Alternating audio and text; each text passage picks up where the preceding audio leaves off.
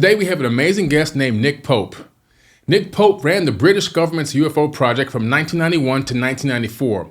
He researched and investigated UFOs, alien abductions, crop circles, and other strange phenomena, leading the media to call him the real Fox Mulder. And our second guest, Melissa Tittl, is here, the producer for Hathor Studio. She does an amazing job, and she is responsible for helping me create the Black Knight Satellite Beyond the Signal documentary. For more than a decade, Melissa has been developing and producing motion pictures and television, and her particular expertise is to create narrative stories around non-fiction subjects. The truth is stranger than fiction. Currently, Melissa is the creative CEO for Hathor Studios. Hathor Studios specializes in films, TV shows, and short-form content that helps form a new narrative. Hathor Studios covers topics such as meditation, human potential, aliens, sci-fi, and ancient civilizations.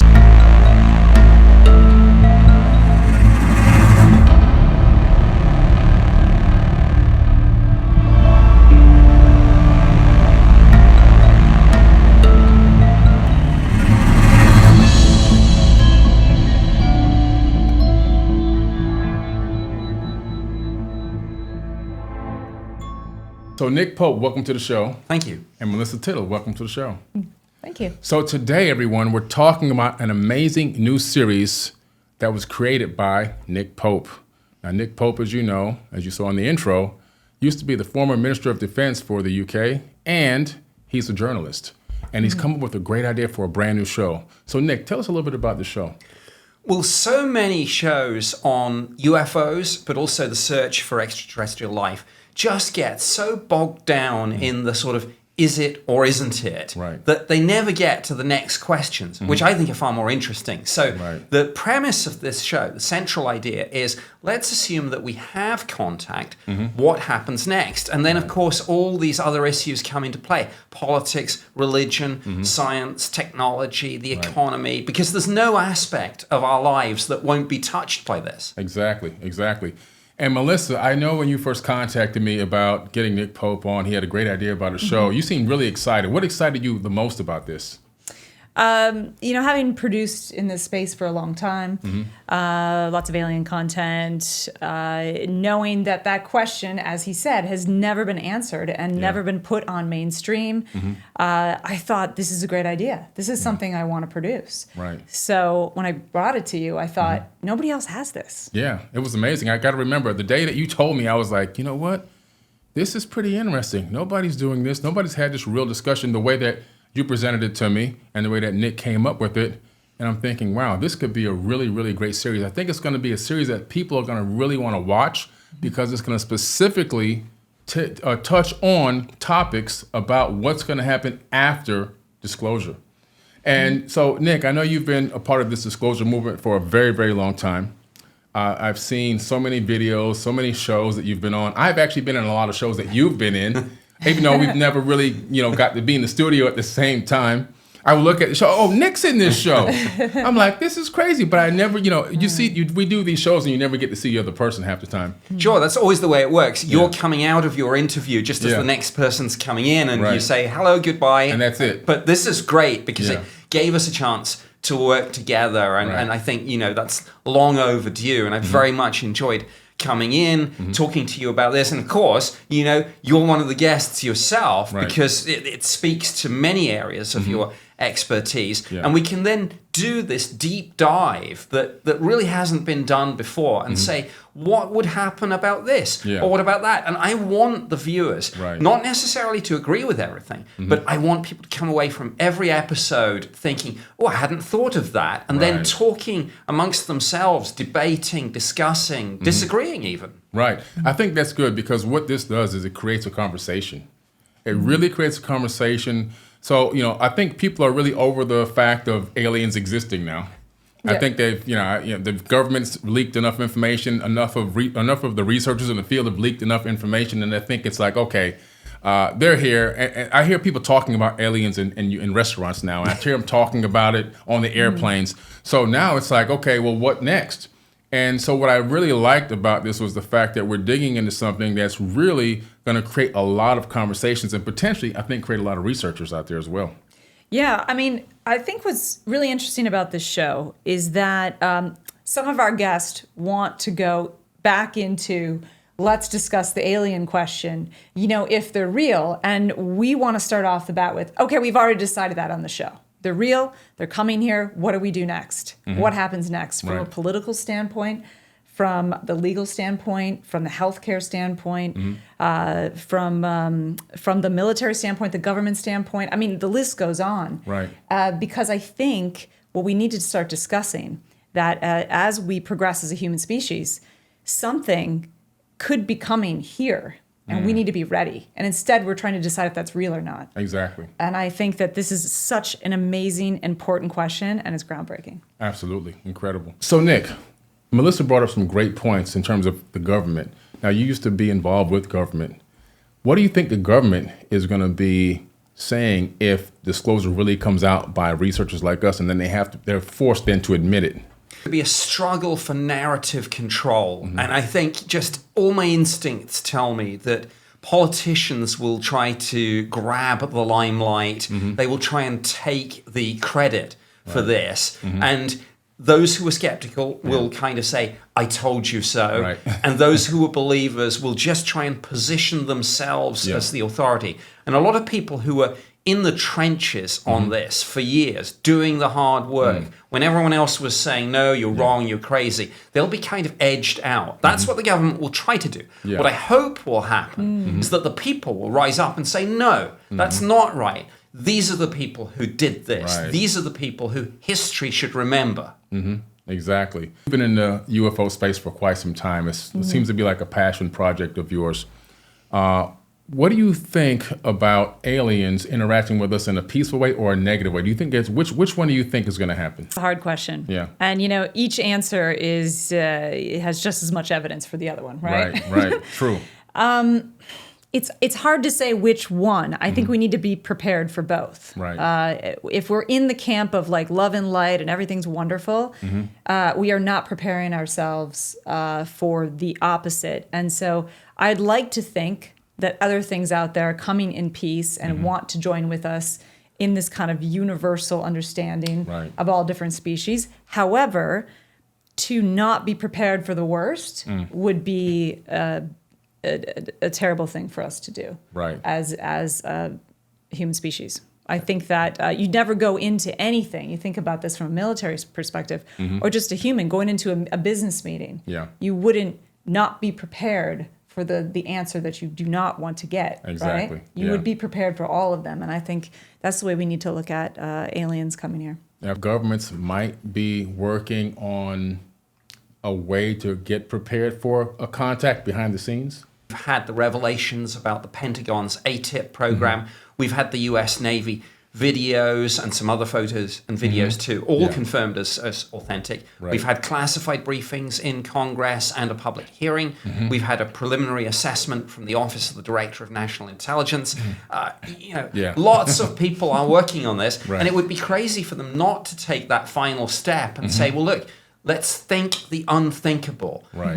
Let's make sure, in government all the time, the thing is, it's better to have a plan and not need it than need it and not have the plan. Right, exactly. Do you think this is what the Space Force is all about? This is probably a better question for you, but I think we are uninformed exactly what Space Force is doing. There is a Space Force being created. There's the idea of what are they guarding. I'm assuming satellites and obviously spyware that's now in space because there's so much of that. But then what else, right? It's sort of an enigma. Yeah, it really is. Absolutely, and I think it's dual purpose because there's no getting away from the fact that, outer space will be one of the key battle spaces in any future conflict. I mean, we're talking about conventional terrestrial conflict, but also in parallel, if something does come from space suddenly and unexpectedly, something extraterrestrial, and it's not friendly, then absolutely, Space Force can pivot to meet that new threat. Gotcha. Right. Yeah, it's pretty interesting. I was looking at the badges for the Space Force. It kind of has some ancient civilization themes to it. Yeah. But all the missions that went to space sort of have an ancient reference, right? I mean, or even a Greek reference. Mm-hmm. But there's something that they keep trying to say all the time when they create a mission. And if you really look into it, you think, okay, wait, where are they now in their understanding? Or what are they trying to convey to us symbolically? Yeah. Well, one of the most fascinating missions was the sample return mission run, I think it was jointly by NASA and University of Arizona, and it's the Osiris mission, of course, and it's like the badge. If you look at it, I mean, it's got all that, and it's Osiris Rex, and it's like, and then Osiris Return, and so it's like Osiris is our god, and Osiris is returning. It's returning, right? I mean, it's right there. They're hiding the truth in plain sight, basically. Right. I really do. When I analyze a lot of these, the things that the government puts out, the imagery, the whole facade is really built on ancient tech, ancient civilizations, things that we've been researching for decades. They've obviously been researching this, learning about it, implementing it into technology, implementing it into different areas of the force, military force, like Space Force, the Army, the Navy, all these places, all these military, I guess you want to call them groups. What do you actually call them? They're like the sections of the military. They all are referencing a lot of ancient stuff. And then a lot of the movies that come out are always referencing ancient things. So it's like a lot of people know what's really going on or what has happened, but they're just finally putting it out in either education, edutainment, or the military is showing us little bits and pieces here and there. And it's almost like it's right in front of our face, but the majority of people never really grasp it. Yeah, and I think a good example of that is the movie Stargate, and then the spin-off series, because you've got this melding of the ancient and the modern. So you've got all these soldiers, very kind of high-tech special forces, but then you've got the Egyptian symbology, things like that, and then of course it references back an actual US government program, the Stargate program, all about remote viewing. So the dots are all there. It's just a question of trying to join them up and say, hey, look, they're almost taunting us with this sometimes. They're dangling it in front of us. And if you can follow those clues, it's all there. Now, in production and creating movies, documentaries, and everything you've done, do you ever get any pushback from anyone as to what you can and can't put out in a show or a movie? Oh, of course. Yeah? Of course. Wow. It depends what network. And then, of course, things have changed. We're kind of in this wild west with subscription networks, SVODs, AVODs. So things have changed. When there's a subscription network, obviously you have a little bit more freedom. Gotcha.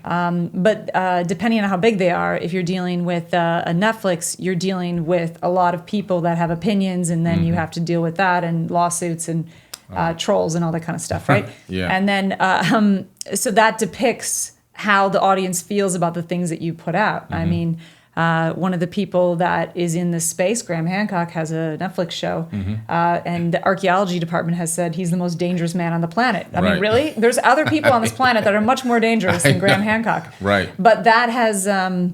But that's a voice. When you're dealing with an advertising, an AVOD, right? When you're dealing with a normal cable station, you're dealing with advertisers, and then you're up against big pharma and corporate companies, right? And then they depict how you say the story. So it's important, I think, on this platform that we have the ability to have really intelligent, educated conversations about what we should be talking about, which is, okay, fine, we can debate all day if they're real or not, but what if they are, and what's our plan? Exactly. Amazing. Yeah, that's what it's all about. I mean, so I was so glad that you decided to work with us at Forbidden Knowledge TV, because I know your series is literally going to light a fire under our viewers. It's going to be so exciting. A lot of people are going to want to watch the series, and we're going to be looking forward to another season as well. Absolutely, and I think some of the themes that we set up in season 1 are going to get people so engaged with this that they'll be screaming for more, and we will give it to them. Oh, absolutely. I know we will. And, what about some of the cast? You put together an all-star cast. Can I say who's yes, the cast? Yes, please, let's do it. All right, I can reveal. All right, here it goes. So we have Danny Sheehan, which if you're in the space, you probably see him talk on many platforms. But we specifically get into some legal issues that I, as producing in the space for a long time, have never discussed. But maybe in small circles over a drink or something. Right. What do you think would happen if? Right. Some really big legal questions that have to do with what defines humanity, and then what happens if they land, and all the people that went through all the pain of these stories with abductions and stuff like that. Gotcha. Pretty big stuff. We also have a woman F-16 fighter pilot who discusses what the military protocol might be. We have a linguist who her and her writing partner were actually consultants on the movie Arrival. And this is a fascinating conversation that I have never heard of. Okay, so how do we communicate with aliens? Right. And it's broken down into a mathematical formula. Oh, wow. So you won't want to miss this.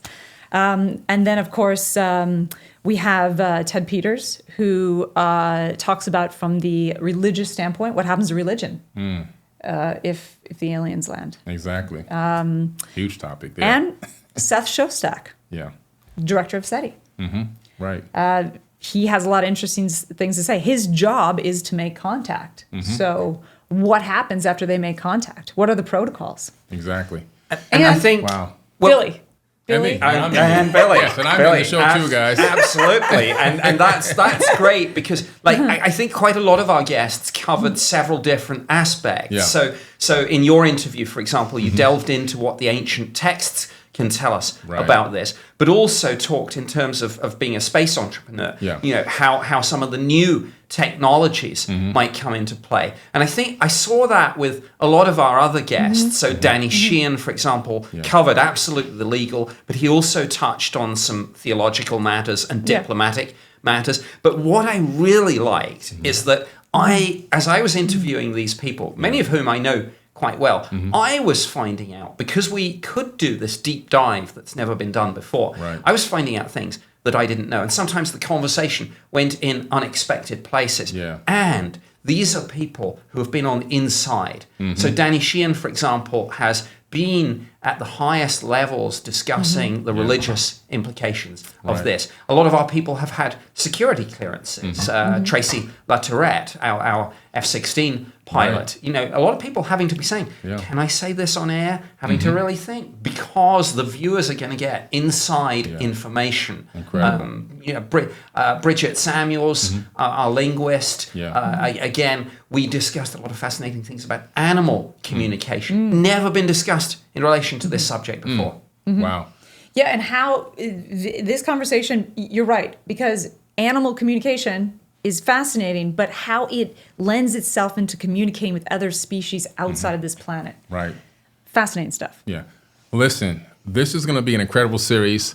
I'm looking forward to watching this series because I'm in it, number one, but number two, everything I've heard from all the other cast members and what they talked about and discussed, I couldn't just sit there and watch all, for the last few days while they were filming. So I'm looking forward to actually watching the actual series. I'm going to be digging in deep, and I'm sure it's going to take me down so many different rabbit holes. So, is there anything else you want to add about the series? Well, I would like to tell everybody that January 29th, it's a Sunday. That'll be our first launch date for the first episode, and you won't want to miss it. And every Sunday afterwards, what happens after contact? What happens after contact? And did you get the famous "It's a Wrap" today? I did, and it's always good. I love filming, particularly with so many interesting and gracious people with their sharing their knowledge and their time. But it's always good to have it done, have it in the can, and at the end of a long, hard shoot, to hear those magic words, "It's a wrap." It's a wrap. And it's a wrap today, guys. So thank you for watching. And again, after contact, you don't want to miss it. Nick Pope, he does an amazing job. I was pleasantly surprised by you today. I'm not going to lie. I was pleasantly surprised. He did a phenomenal job. Thank you, sir. Thank you, Billy. Yes, thank you, Melissa. Another great job again, as usual. All right, guys, that's it for Forbidden Knowledge. We'll catch you later.